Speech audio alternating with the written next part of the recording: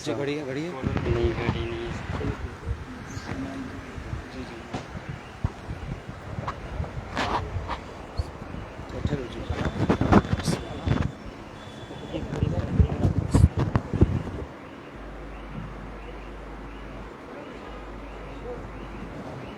بس بس رہنے دیں، راتیں ایسی رہنے دیں، حضرت دیکھیں کیا کرنا بند ہو جائے گا نا ایسے۔ ایسے؟ جی ہاں، ایک چار بس بسم اللہ الرحمن الرحیم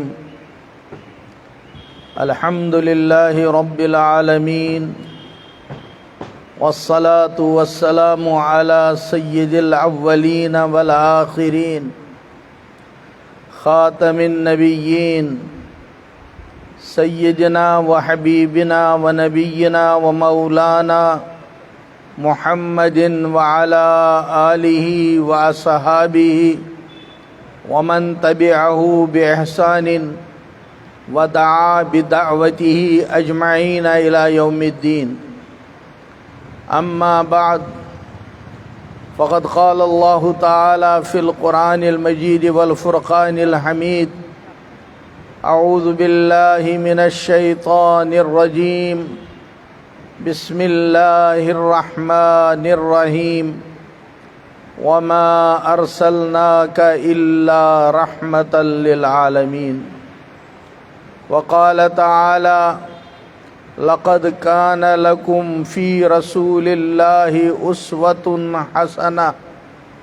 وقال النبي صلى الله عليه وسلم: لا يؤمن أحدكم حتى أكون أحب إليه من والده وولده والناس أجمعين. وقال عليه الصلاة والسلام: لا يؤمن أحدكم حتى يكون هواه تبعا لما جئت به، أو كما قال عليه الصلاة والتسليم. صدق الله المولانا العظيم، وصدق رسوله النبي الكريم، ونحن على ذلك من الشاهدين والشاكرين، والحمد لله رب العالمين. ایک مرتبہ درود پاک کا نذرانہ پیش کریں. اللہم صلی علی محمد وعلی آل محمد کما صلیت علی ابراہیم وعلی آل ابراہیم انک حمید مجید.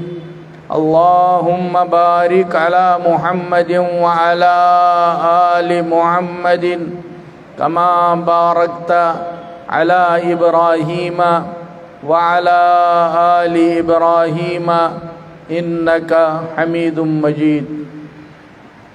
اسٹیج پر تشریف فرما ہمارے معزز علماء کرام اور قابل قدر شخصیات اور سامعین میں موجود ہمارے قابل احترام بزرگوں، دوستوں، ماں اور بہنوں، السلام علیکم ورحمۃ اللہ وبرکاتہ.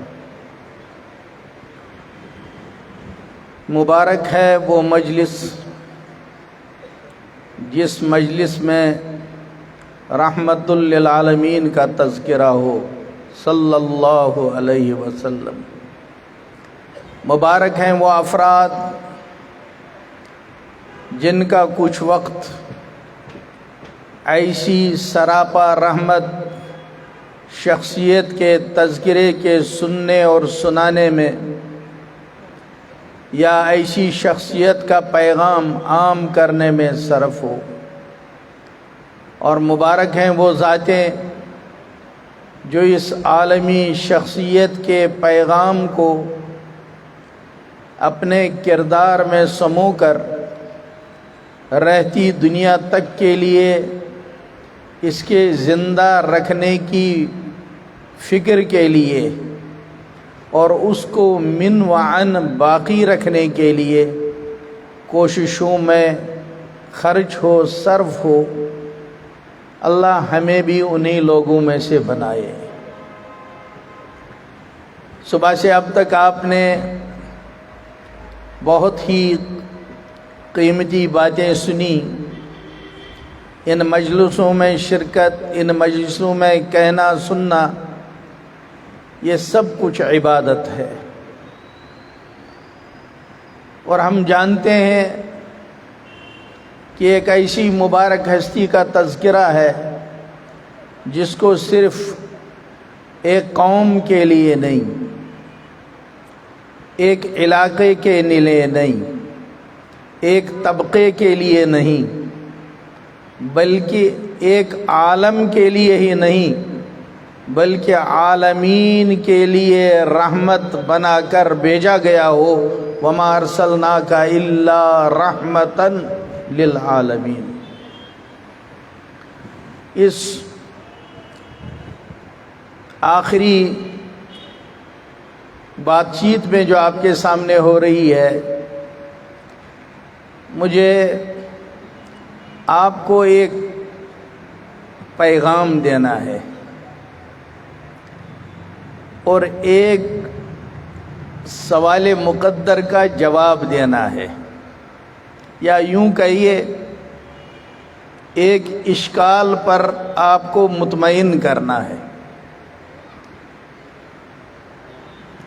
پیغام یہ کہ ہم لوگوں کی حیثیت اس وقت دنیا میں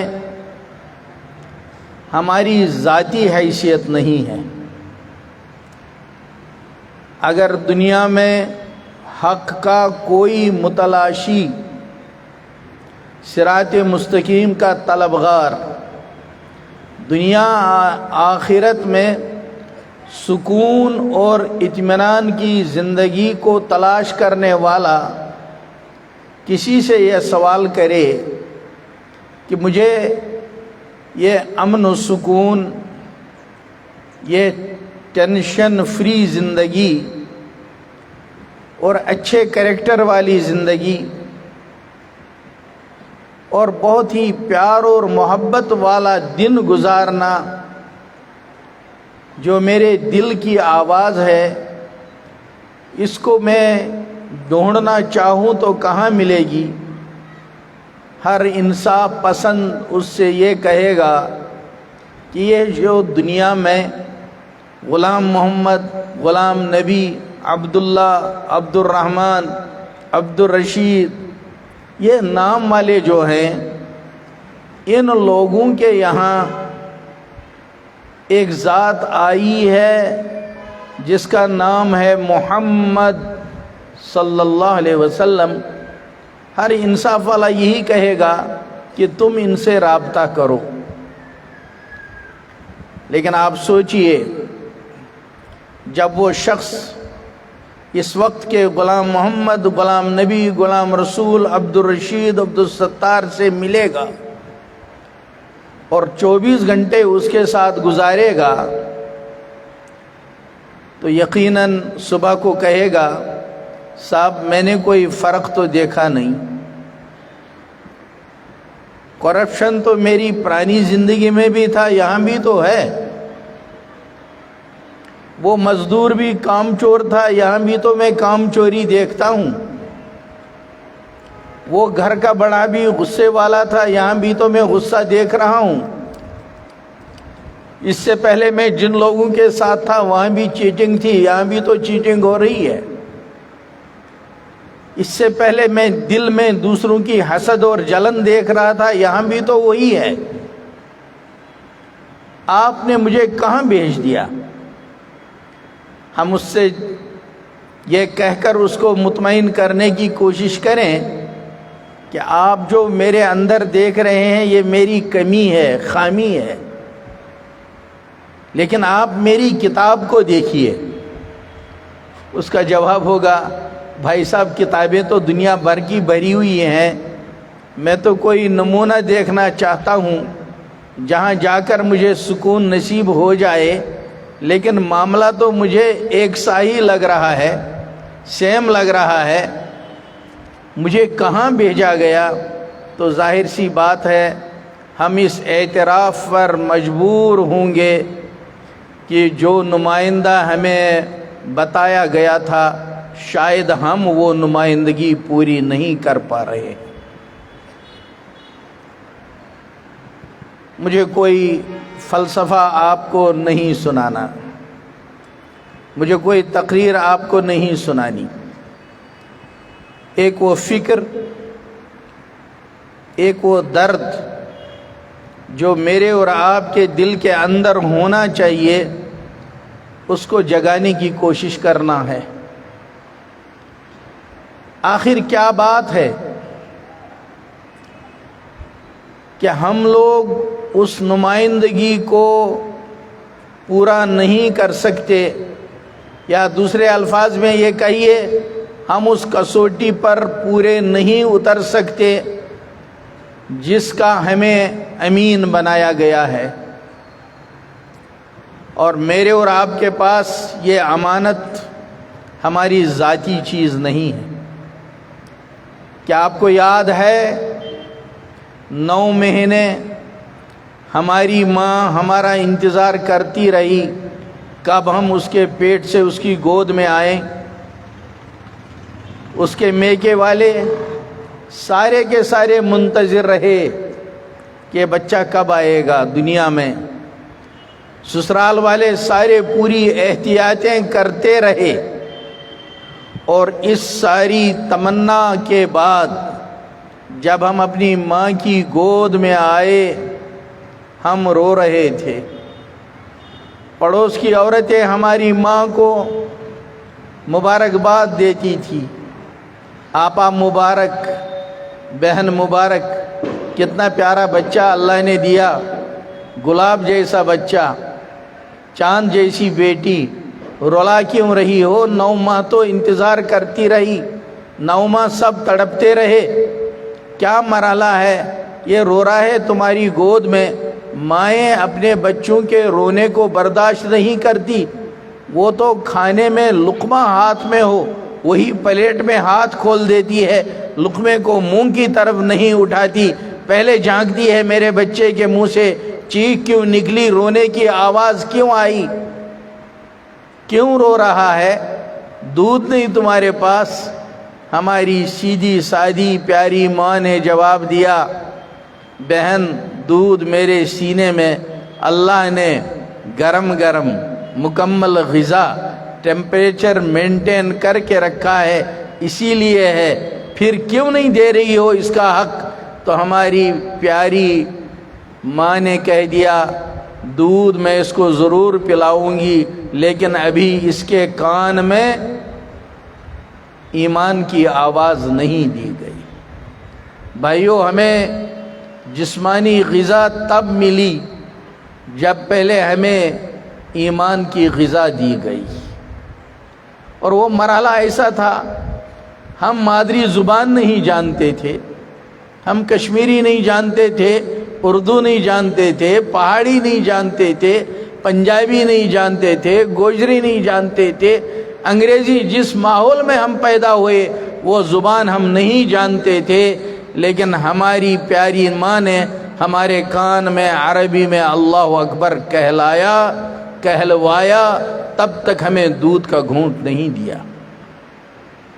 اور اس کے بعد ہم ابھی اپنی ماں کو نہیں پہچانتے تھے جس کے پیٹ سے ہم پیدا ہوئے، اس ماں نے ہمارے کان میں اشہد ان محمد رسول اللہ کہلوایا۔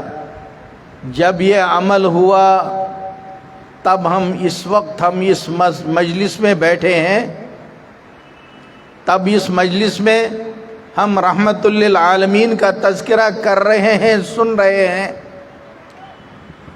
اور پھر ہماری اس مایا کو، اس سرمایہ کو محفوظ رکھنے کے لیے آپ کے ذہن میں ہے کہ ہماری ماں نے ہمارے اس دل میں بوئے ہوئے بیج کی آبیاری کے لیے کتنی محنت کی، اور وہ جانتی تھی۔ ایک مرحلہ آیا، بچہ بخار سے تپ رہا تھا، انجیکشن لگا پھر بھی افاقہ نہیں ہوا، ٹیبلٹ لی افاقہ نہیں ہوا۔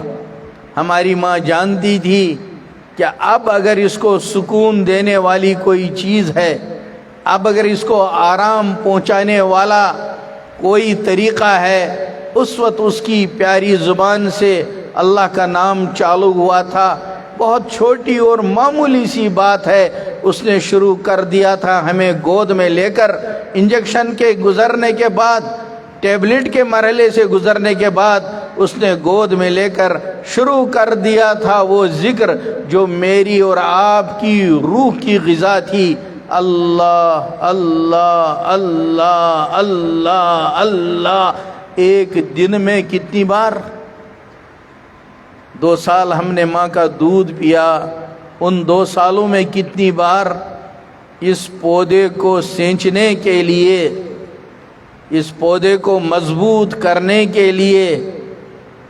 میں اس ساری تفصیل سے صرف یہ ایک احساس قلب میں پیدا کرنا چاہتا ہوں کہ ہم یوں ہی اس مجلس میں نہیں بیٹھے ہیں، اللہ کا ایک غیبی نظام چلا ہے اور بہت طویل نظام چلا ہے، جس کے نتیجے میں ہم اس وقت محمد رسول اللہ صلی اللہ علیہ وسلم کے تذکرے کو بول رہے ہیں، سن رہے ہیں، اس مجلس میں اپنا قیمتی وقت نکال کر شریک ہوئے ہیں۔ میرے بھائیوں، کرونا میں لوگ پریشان رہے، اللہ کی ایسی چھوٹی سی مخلوق آئی جس نے ریلوے اسٹیشنوں میں ٹرینوں کو قطار در قطار کھڑا کر دیا، ساری حرکتیں جام کر دی۔ بس اڈوں میں یہ بسیں ترستی تھیں، کوئی ہمیں معمولی ہلائے۔ ہوائی اڈوں میں یہ جہاز جو فضاؤں میں اڑان بھرتے پھرتے تھے ایسے عاجز ہو کر رہ گئے، کوئی ان کی طرف نظر اٹھانے والا نہیں تھا۔ لوگوں کے جواب ختم ہو گئے، وہ ملکوں کو خیر بات کہہ کر بالکل ہار کر اپنے وطنوں کو لوٹے، اچھے کاروبار متاثر ہوئے۔ اور یہ تو دنیاوی چیزیں تھیں، میرا اور آپ کا اللہ کے گھر تک جانا متاثر ہو گیا، دروازے بند ہو گئے اللہ کے گھروں کے۔ اور اتنا ہی نہیں، آپ نے دیکھا ہوگا عالم کی مسجدوں کا مرکز اور قبلہ بیت اللہ، اس کا دروازہ بھی بند تھا۔ آنکھوں نے وہ منظر دیکھا، کوئی ولی، کوئی غوث، کوئی قطب، کوئی ابدال، کوئی شیخ، کوئی بادشاہ، کوئی منسٹر نہیں جاتا تھا، لیکن آنکھوں نے منظر دیکھا، وارے اللہ تیری قدرت۔ وہ صفائی والا ایک دن گیا اور صفائی کی مشین اس کے کندھوں میں لٹکی ہوئی، اس کے ہاتھ میں وہ پائپ جس سے صفائی ہوتی ہے، اس کے لیے دروازہ کھلا۔ کوئی تو پورے حرم میں نہیں تھا، سیدھا پہنچا کعبۃ اللہ کے پاس اپنی مشین کو لے کر۔ حاجی لوگ ترستے ہیں، تڑپتے ہیں، کسی طرح ہم میزاب رحمت پر پہنچیں، کسی طرح دروازے تک پہنچے، کسی طرح ملتزم تک پہنچے، کسی طرح حجر اسود تک پہنچے۔ یہ سیدھا پہنچ گیا، صفائی کر لی، اور کوئی اس کے شریک نہیں تھا، اور اپنی مشین کو ایک طرف رکھ کر صفائی کر کے عطر چھڑک کر ایک دم اس نے دروازے کے سامنے نیت باندھی۔ تنہا دنیا کا واحد شخص، ظاہراً اس کی شکل مزدور کی، لیکن اتنا خوش قسمت، تنہا جا کے نماز کی نیت باندھی، 2 رکعت پڑھی، سلام پھیرا، اور ایک دم جا کے حجر اسود پر منہ رکھ کے بوسہ لیا۔ سبحان اللہ، اللہ کی شان، کائنات کو جام کر دیا، ایک مزدور کے لیے دروازہ کھول دیا، ایک ایسی مخلوق کو بیچ کر ایسے مناظر اللہ نے پیش کیے۔ لیکن جس ایمان والے کو معلوم تھا کہ میرے پاس وہ بچپن کی ہوئی ریہرسل موجود ہے، جب انجیکشن میرے بخار کو اتارتا نہیں تھا، ٹیبلٹ مجھے کوئی فرق پیدا نہیں کر پاتی تھی، اس وقت اللہ کا ذکر میری ماں مجھے گود میں لے کر کراتی تھی، تو میں سارے فکروں سے آزاد ہو کر میٹھی نیند میں چلا جاتا تھا۔ ان لوگوں نے اس وقت میں بھی اس ہتھیار کو آزمایا، کام لیا، اور لوگوں نے تو اس کو وظیفہ زندگی بتایا۔ میں یہ ساری بات آپ کے سامنے اس لیے دہرا رہا ہوں کہ ہم لوگوں سے کوئی چوک ہو رہی ہے، کوئی مایا، کوئی سرمایہ ہمارے پاس ہے جس کی طرف ہمارا دھیان نہیں ہے۔ اگر آج کی اس مجلس میں، آج کی اس کانفرنس میں انجمن اصلاح المسلمین جموں والوں کے اتنے سارے انتظام کے بعد، اور آج تو انہوں نے آپ کو یکسوئی حاصل کرنے کے لیے جموں کے مکہ مسجد کے صحن میں جمع کر لیا۔ میں عرض کر رہا تھا ابھی مجید صاحب سے کہ ہم تو عیدگاہ میں جمع ہوتے تھے، وہاں بھی ہم ڈسٹرب نہیں ہوتے تھے، گاڑیوں کا زیادہ شور شرابہ نہیں ہوتا تھا، وہاں بھی ہم یکسوئی سے سنتے تھے۔ جگہ نہ بدلیے، وہ اتحاد کی علامت ہے، اس کو قائم رکھیے۔ جب ایسی جگہ میں آج ہم جمع ہیں تو ہم اس فکر کو اگر لے کر جائیں تو میں سمجھتا ہوں کہ انجمن اصلاح المسلمین کی آج کی یہ محنت انشاءاللہ کامیاب ہوگی۔ ہم دل پر ایک فکر لے کر جائیں کہ ہمارے ذمے جو نمائندگی ہے محمد رسول اللہ صلی اللہ علیہ وسلم کی امتی ہونے کے بعد، یہ امت ختم نبوت کی امت ہے، اور ہم میں سے ہر ایک فرد خیر امت کا فرد ہے، اور ہر ایک ہم میں سے جواب دہ ہے۔ آپ خوشی سے اسٹیڈیم میں جائیں، لیکن رول کال ہوتے ہی ہمارا جوان اپنے کیپٹن سے کہہ دے، صاحب میں غلام محمد ہوں، میرے پاس پابندیاں ہیں، میں اپنے گھٹنے کو نہیں کھول سکتا۔ ہمارے مردوں کا سطر ناف سے لے کر گھٹنے تک ہے، یہ وہاں اسی نمائندگی کے ساتھ جائے۔ اسٹیڈیم میں جانا آپ کے لیے ممنوع نہیں۔ آپ دفتر میں گئے، آپ وہاں دنیا والوں کے ٹیبل پر فائل آ رہے ہیں، وہ انتظار کرتے ہیں لاکھ روپے کی تنخواہ کے بعد حرام کے کسی نوٹ کی، لیکن یہ نمائندہ ہے محمد رسول اللہ صلی اللہ علیہ وسلم کا، یہ کسی چیز کا انتظار نہیں کرے گا۔ یہ تاجر ہے دنیا میں دکان پر بیٹھا ہوا، یہ جب سودا دیتا ہے اس کے ذہن میں ہے، گونجتی ہے آواز، من غشنا فلیس منا۔ میرے حبیب نے میرے بارے میں کہہ دیا ہے، جو دھوکہ دے وہ سب کچھ ہو سکتا ہے لیکن امت میں نہیں ہو سکتا، اس امت کا فرد نہیں ہو سکتا۔ یہاں تو سوال ہی پیدا نہیں ہوتا۔ دنیا کے لوگ سڑکوں میں چلتے ہیں، لیکن اس امت کا فرد، اس کی آنکھیں امت کی نمائندہ ہیں، یہ اینی ہاؤ نہیں دیکھ سکتی۔ ان کے یہاں تو غض بصر کا حکم ہے، اس کی نگاہ اینی ہاؤ ہر شخص کو نہیں دیکھے گی، اس کے لیے قانون ہے۔ اس کی آنکھوں میں بھی حلال و حرام ہے، اس کی زبان میں بھی حلال و حرام ہے، اس کے کھانے پینے میں بھی حلال و حرام ہے۔ یہ جائے America, Europe, Africa, Australia, east, west, north, south, یہ کہیں بھی جائے، لیکن اس کو معلوم ہے میری زبان میں دو جملے ہیں، جس کا پہلا حصہ لا الہ الا اللہ ہے اور دوسرا حصہ محمد رسول اللہ صلی اللہ علیہ وسلم ہے۔ میں پابند ہوں، مجھے پورے عالم میں جہاں بھی پہنچوں گا میرے ساتھ کچھ پابندیاں ہیں، میں ان پابندیوں کو توڑ کر نہیں جا سکتا، میں ان پابندیوں کو حد سے گزر کر اپنی زندگی نہیں گزار سکتا۔ میرے بھائیوں، دنیا والے دوڑتے ہیں مال کے پیچھے، یقیناً مال کی دوڑ ہے، دنیا والے دوڑتے ہیں عزت کے پیچھے، یقیناً مال عزت کی ضرورت ہے، دنیا والے دوڑتے ہیں عہدوں کے پیچھے، یقیناً ہم سب کو عہدوں کی ضرورت ہے۔ لیکن سیرت کے واقعے میں ایک چھوٹا سا واقعہ اس مختصر ٹائم میں آپ کو سنا دیتا ہوں، صرف یاد دہانی اشارہ کرتا ہوں۔ وہ منظر یاد کیجئے جب دیہات کی عورتیں مکہ پہنچی تھی اور وہ بچے تلاش کر رہی تھی، ہر دروازے پر جا رہی تھی کہ ہمیں بچہ چاہیے، ہم ان کو دودھ پلانے کے لیے لے جا رہے ہیں، اور اس یتیم کے دروازے پر مائیں پہنچتی تھیں، جب سنتی تھی یتیم ہے تو ہر ایک سر جھکا کر چپکے سے واپس نکلتی تھی کہ دنیا کا مال یہاں ملنے والا نہیں ہے۔ عزت اس گھر میں ملنے والی نہیں ہے، عہدے کا تو یہاں نام و نشان نہیں ہے۔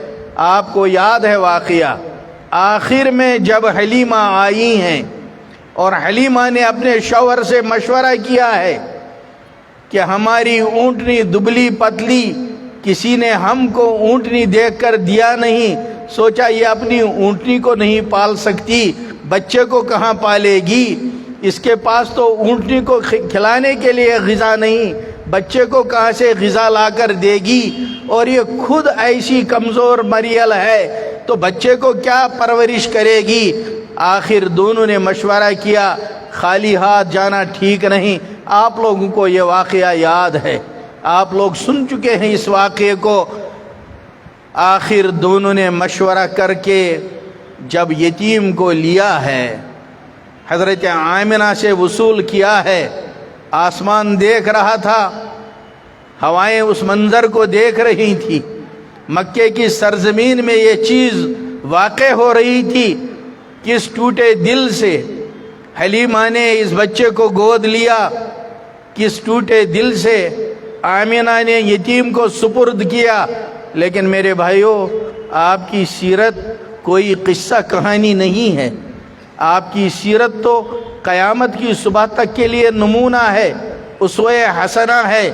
آپ خود جانتے ہیں اس یتیم کو گود لیتے ہی حلیمہ کی قسمت بنی یا بگڑی، حلیمہ پر بوجھ پڑا یا حلیمہ کا بوجھ ہلکا ہوا، حلیمہ کا گھر ترقی کی طرف گیا یا تنزل کی طرف گیا، حلیمہ کا قبیلہ چمکا یا نہیں چمکا۔ اگر عزت کو دیکھو گے بھائیو، حلیمہ کے ساتھ جتنی عورتیں تھیں جنہوں نے بڑے بڑے بچے لیے، آج دنیا میں ان کا نام جاننے والا کوئی نہیں، نام لینا تو دور کی بات ہے، لیکن حلیمہ سعدیہ کا نام آتے ہی دنیا والوں کے دل محبت سے بھر جاتے ہیں۔ آپ سوچ سکتے ہیں اس ٹائم کو جب قیامت قائم ہوگی، تمام امتیں موجود ہوئیں گی، میں اور آپ حاضر ہوں، اور ابھی حساب میں دنیا پریشان ہو، اچانک آواز آئے سامنے حلیمہ جا رہی ہے، کون سے ایمان والے کا دل ہوگا جو نہیں تڑپے گا کہ بہت سنا ہے مائی حلیمہ کا نام، ایک نظر اٹھا کے میں آج اس کو دیکھوں، کون سی تھی وہ خوش نصیب عورت، اس سے بڑی عزت کیا چاہیے۔ اور وہ برکتیں جو حلیمہ کے محمد کو گود میں لینے پر ملی ہیں، آپ خود جانتے ہیں، مجھے نہیں سنانا ہے۔ وہ مریل اونٹنی، اس کی رفتار، وہ تو سیرت کو کھول پر پڑھیے، قافلے والوں کو شک ہوا حلیمہ کا کسی حکیم سے ملاقات کا معاملہ ہوا ہے، جو اس نے کوئی ایسی گھاس دکھائی ہے جو اس کو چرنے کے لیے ڈال رہی ہے ہر پڑاؤ پر، اور اپنی اونٹنیوں کو ادھر دھکیلنے لگے، حالانکہ وہ باولے نہیں جانتے تھے کہ یہ تو گھاس کھانے کا مسئلہ نہیں ہے، اب اس اونٹنی پر حلیمہ سوار نہیں ہے بلکہ حلیمہ کی گود میں اس اونٹنی پر دو جہاں کا سردار سوار ہے۔ آپ جانتے ہیں یہ کوئی فرضی کہانیاں نہیں، یہ افسانے نہیں ہیں کہ حلیمہ کا اونٹ سب سے آگے قافلے میں اب چل رہا ہے، اور پھر قبیلہ بنو سعد میں جو رحمتیں اور برکتیں پہنچی ہیں وہ آپ کتابوں میں پڑھتے ہیں۔ آپ کی سیرت کہانیاں نہیں ہیں، آپ کی سیرت قیامت کی صبح تک کے لیے اسوہ حسنہ نمونہ ہے، اور میں ساری اس کہانی کو صرف اس لیے دہرا رہا ہوں آپ کے سامنے۔ آج کے اس جلسے میں ہم یہ نیت لے کر اٹھیں، لاکھ جتن کیے میں نے ڈگری کر کر کے ٹھوکریں کھاتا رہا، لاکھ جتن کیے میں نے اپنے کاروبار کو ٹھیک کرنے کے لیے، کوئی سرا سدھر نہیں رہا ہے، لاکھ جتن کیے میں نے دنیاوی عہدوں کے پیچھے، لیکن کوئی سراغ نہیں مل رہا ہے۔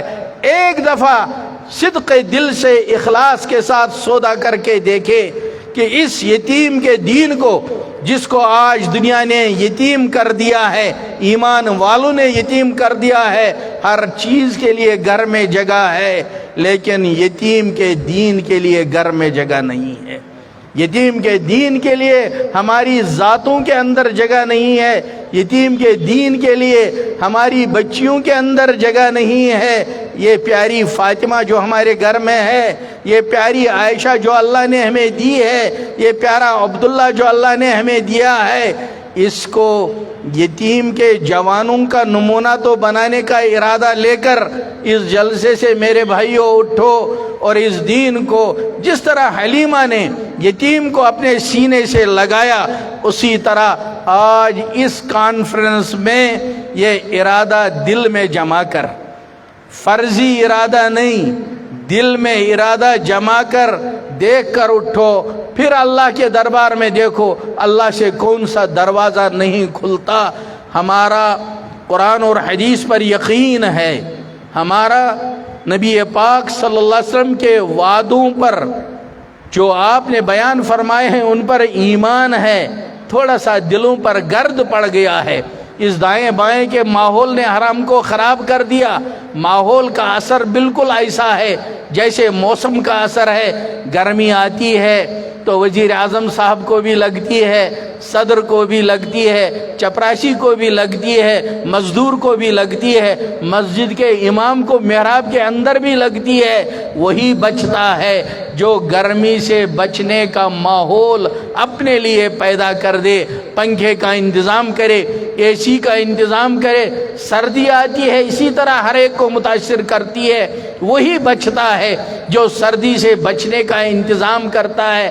میرے بھائیوں، اسی طرح سے ماحول ہے۔ محمد رسول اللہ صلی اللہ علیہ وسلم نے مکہ میں ماحول برپا کیا اور ایک ایک فرد پر محنت کر کے اس ماحول کو برپا کیا، اور کوئی فلسفہ بیان نہیں کیا، بہت سیدھا سادہ جملہ کہہ دیا، یا ایھا الناس قولوا لا الہ الا اللہ تفلحوا۔ وہ لا الہ الا اللہ تو ہمیں ملا ماں کے دودھ سے پہلے، لیکن دیکھنا ہے ہم اس لا الہ الا اللہ کے ماحول کو اپنی ذات کے اندر، اپنے گھر کے اندر برپا کر سکے یا نہیں، اپنے محلے کے اندر برپا کر سکے یا نہیں۔ آج اس وقت اس جلسے میں یہ نیت کر لو میرے بھائیوں کہ ہم اپنی حد تک اس ماحول کو اپنی ذات کے اندر، آج اپنی فیملی کے اندر، اپنے گھر کے اندر برپا کرنے کی کوشش کریں گے، پھر دیکھیے اللہ کی طرف سے رحمتیں آتی ہے یا نہیں۔ اب اس پر ایک سوال ہوتا ہے، جو میں نے آپ کو کہا سوال، اس کا مجھے جواب آپ کو سنانا ہے۔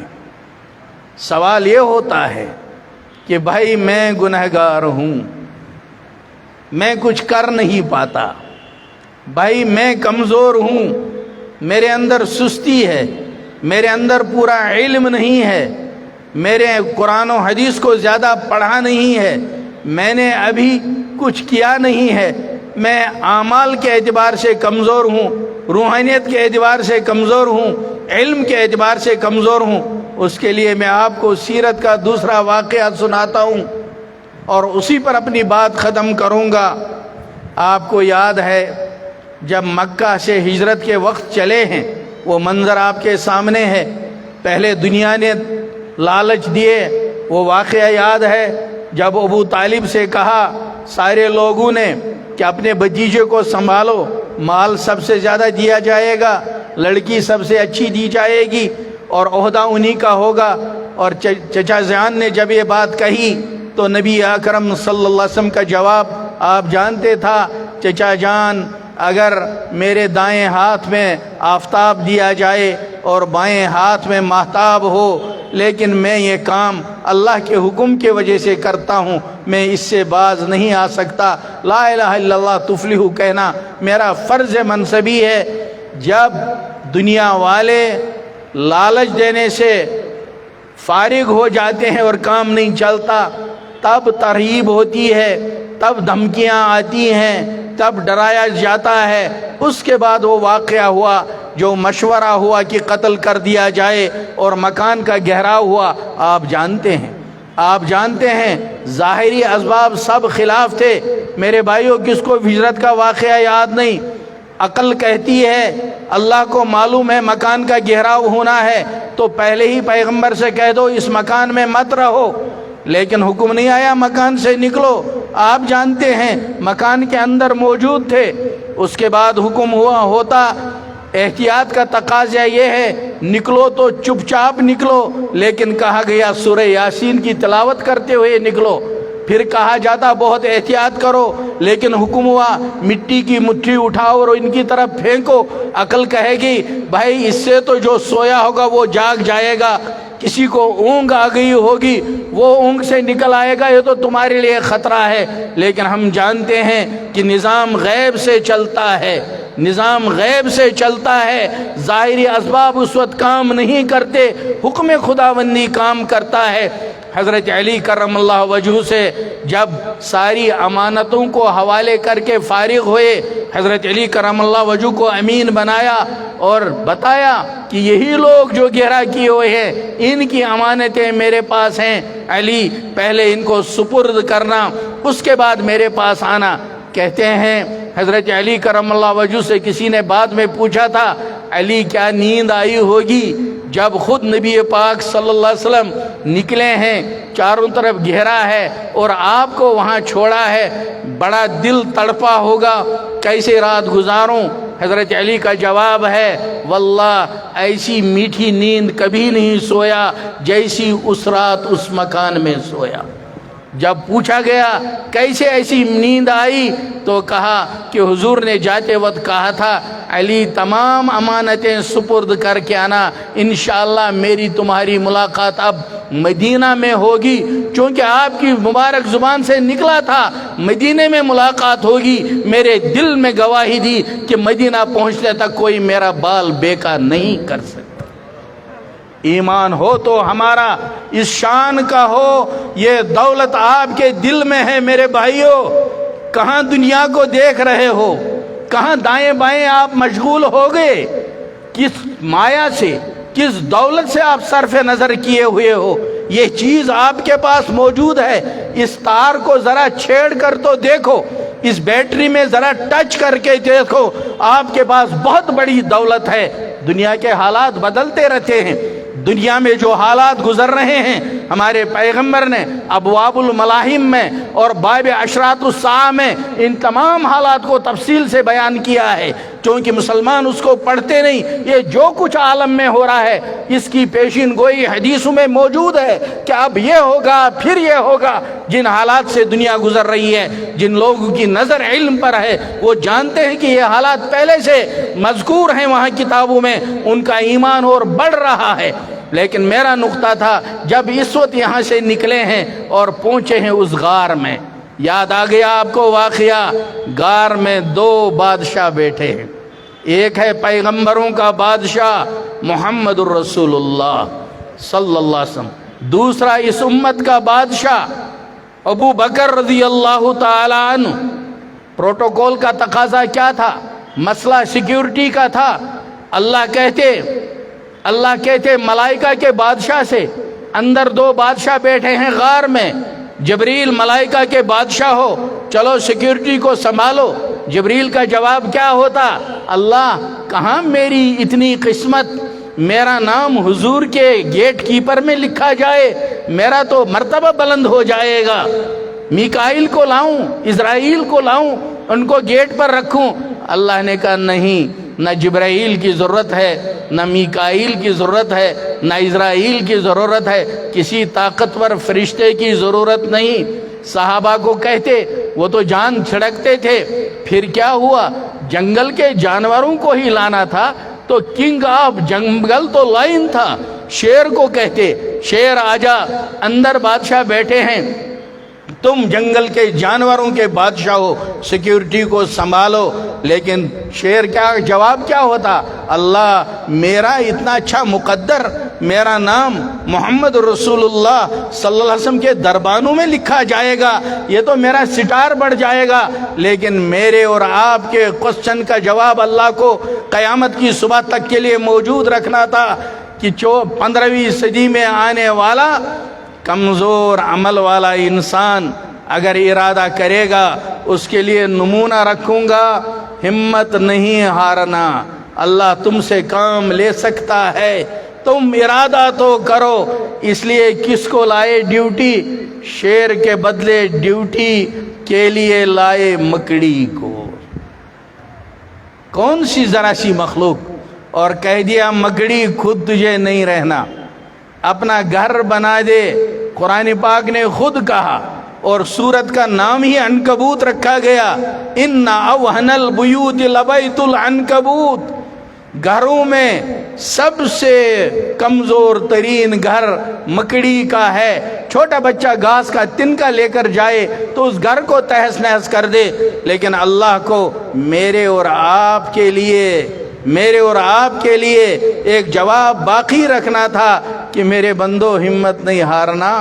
تم گنہگار صحیح، تم کمزور صحیح، تمہارے عمل میں کوتاہی صحیح، ارادہ کر کے تو دیکھو. پھر آپ جانتے ہیں مکڑی کے جالے نے وہ کام کیا. ان دو بادشاہوں کی حفاظت کا یہ گھر ذریعہ بنا، کیونکہ حفاظت کرنے والی ذات اللہ کی ہے. ہم اسباب کی دنیا میں رہتے ہیں، اسباب نے اپنے آپ کو پیش کرنا ہے. اس وقت کے اس آخری جملے میں میں آپ کو یہی بتانا چاہتا ہوں، پست ہمت مت ہوجئے. اپنے کمزور اعمال کو دیکھ کر میدان کو مت چھوڑیے. اپنی سستی کاہلوں کو دیکھ کر کمزور نہ بنیے. آپ کے پاس ایمان کی عظیم دولت ہے. آپ محمد رسول اللہ صلی اللہ علیہ وسلم کے غلاموں میں شامل ہیں، اور انہوں نے جو دو جملے کہے ہیں، ایک یہ اپنی اولاد سے زیادہ، اپنے ماں باپ سے زیادہ اور انسانوں سے زیادہ محبت میری تمہارے دلوں میں ہو. اور دوسرا جملہ یہ کہہ دیا حتی یکون ہواہ تبع لما جیت بہ، کہ دل کا جذبہ بھی اس کے تابع ہو جو لے کر آئے ہیں محمد رسول اللہ صلی اللہ علیہ وسلم. اس لیے اپنی ترجیحات کو بدلیے، ضرورت کو ضرورت سمجھیے. مکان کی ضرورت کی حد تک رہے، عہدے کی ضرورت کی حد تک رہے، دنیا کے مال کی ضرورت کی حد تک رہے. آپ کو کوئی نمائندگی کرنی ہے اور وہ پورے عالم کو دکھانا ہے، اور عالم کو یہاں سے محبت پیش کرنی ہے. کوئی پتھر پھینکے، ہمیں پھول پھینکنا ہے. آج تو آپ نے ابھی مجید صاحب نے پھول پھینکوائے بار، ماشاءاللہ خوشی ہوئی. آپ کو عالم کو پھول دینا ہے، اور اسی ترتیب پر دینا ہے جس ترتیب پر محمد رسول اللہ صلی اللہ علیہ وسلم نے فتح کی مکہ کے وقت دیا ہے. جنگ کی حالت میں انہوں نے ہم کو بتایا، حالت جنگ میں تم کسی کا درخت نہیں کاٹ سکتے.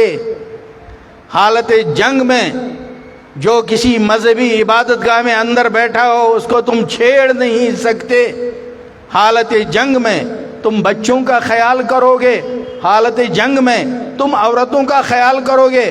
دنیا والے کچھ کرتے رہیں، وہ جانے، ان کو بھی خدا کو جواب دینا ہوگا.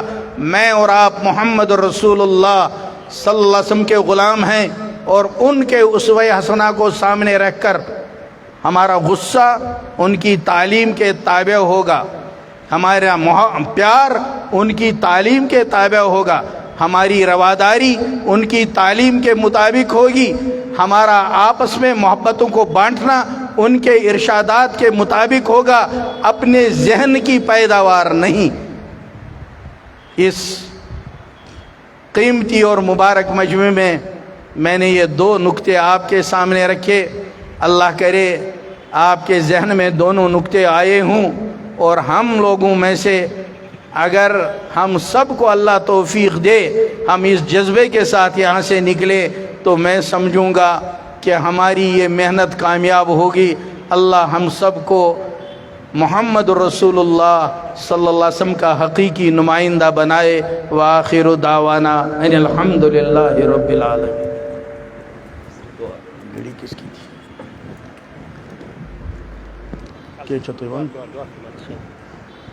دعا کے لیے ہاتھ اٹھائے. اللہم صلی علی سیدنا مولانا محمد وعلی آل سیدنا و مولانا محمد وأصحاب سيدنا ومولانا محمد وبارك وسلم عليهم كما تحب وترضى عدد ما تحب وترضى. ربنا آتنا في الدنيا حسنة وفي الآخرة حسنة وقنا عذاب النار. اے اللہ، ہم آپ کے گناہگار بندے ہیں، آپ جانتے ہیں یا اللہ، ہم نے بہت چاہا زندگی میں کہ نیک صالح بن کر رہیں.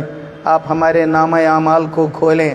اللہ، بہت بار ہم نے نیک بننے کا ارادہ کیا، بہت بار ہم نے غلطیوں کو چھوڑنے کا ارادہ کیا. اللہ، ہم آپ کے باغی بندے نہیں ہیں، باغی ہوتے تو یہ ارادہ ہی کہاں کرتے. لیکن اللہ، ہم چاہتے ہیں، لیکن یہ آپ کی مخلوق شیطان ہمیں پچھاڑ دیتا ہے. ہمارے مالک، ہمارا نفس ہم پر غالب آتا ہے. اے ہمارے پیارے آقا، ہماری بری عادتیں ہم پر چڑھ جاتی ہیں. اللہ، ہم نے آپ کے سامنے اپنا دامن پھیلا دیا. اے اللہ، تیرے پیارے حبیب صلی اللہ علیہ وسلم کی ذکر کی یہ مجلس ہے. کتنے بوڑھے، کتنے بچے، کتنے جوان جو اپنے دلوں کو کھول کر آپ کے سامنے اس وقت ہیں. یا اللہ، ہم سب کی طرف اپنی رحمت کو متوجہ فرمائیے. آپ کے پاس رحمت کا بڑا سمندر ہے. اس چھوٹی سی جماعت کے لیے آپ کے رحمت کا ایک قطرہ کافی ہے. اے مولا، بہا دیجئے اپنی رحمت، بہا دیجئے اپنی رحمت کا قطرہ، ہمیں اپنے مقبولین میں شامل فرما. اللہ، جب آپ نے مکڑی جیسے جانور سے اپنے دین کا کام لیا، ہم تو اشرف المخلوقات ہیں اور ایمان والے آپ کے بندے ہیں. اللہ، صلاحیتوں والے بندے ہیں. ہم بھی ارادہ کرتے ہیں ہم سے اپنے دین کا کام لے لے، اپنے دین کی حفاظت کا کام لے لے، ہمارے لیے آسان بنا دے. ہم آپ کے پیارے حبیب کے نمائندہ بن کر دنیا میں جئیں. جب تک ہم دنیا میں رہیں، اللہ، ہمارے ایمان کو سلامت رکھنا. قرب قیامت کے فتنوں میں ہمارے ایمان کی حفاظت کرنا. یا اللہ، ہمیں اپنے دین کے خادموں میں شامل فرما. ہماری اولادوں کو شامل فرما، ہماری ماؤں بہنوں کو شامل فرما. یا اللہ، ہمارے گھروں میں دینی ماحول پیدا فرما. یا اللہ، پورے عالم میں امن و امان کی ہوائیں چلا دے. انسانیت کو اپنی طرف ہدایت کی توفیق عطا فرما اور رحمت للعالمین کے دین کو سمجھنا نصیب فرما. یا اللہ، اہل باطل کو ہدایت عطا فرما. یا اللہ، جس باطل کے مقدر میں آپ نے ہدایت نہیں رکھی ہے، ان کے شرور و فتن کو انہی کی طرف لوٹا دے اور ایمان والوں کو ان کے مکر و فریب سے محفوظ فرما. یا اللہ، بہت امیدوں کے ساتھ، توقعات کے ساتھ ان جلسوں میں آتے ہیں. یا اللہ، اپنی حاجات کو لے کر، یا اللہ، رحمت کا قلم اپنے دست مبارک میں لے لے اور تمام کی حاجات کو پورے کرنے کا فیصلہ لکھ دے. تمام کے اٹکے ہوئے مسائل کو حل فرما دے. بچیوں کی جن کی شادیاں اٹکی ہوئی ہیں، ان کے لیے غیب سے دروازے کھول دے. اولادوں کے لیے جو ترس رہے ہیں، اللہ اپنے خزانے سے اولادیں نصیب کر دے. یا اللہ، جن کو اولادیں دی ہیں، ان کو بوڑھے والدین کی آنکھوں کی ٹھنڈک بنا دے، ان کے بڑھاپے کا سہارا بنا دے. اللہ، ہم میں سے جن جن کے مقدر میں آپ نے بڑھاپا لکھا ہے، ہمارا سوال ہے، بڑھاپے میں یا اللہ ہمیں کسی کا محتاج نہ بنانا، بڑھاپے کی زندگی کو آسان بنانا، ہمیں کسی پر بوجھ نہ بنانا. یا اللہ، جو کچھ مانگا گیا اس کو قبول فرما، جو مانگنے سے رہ گیا اس کو قبول فرما. آپ نے بہت کچھ بغیر مانگے عطا فرمایا ہے، آئندہ بھی عطا فرما. ربنا تقبل منا انک انت السمیع العلیم. وصلی اللہ تعالی علی خیر خلقہ محمد وآلہ وصحبہ اجمعین برحمتک یا ارحم الراحمین.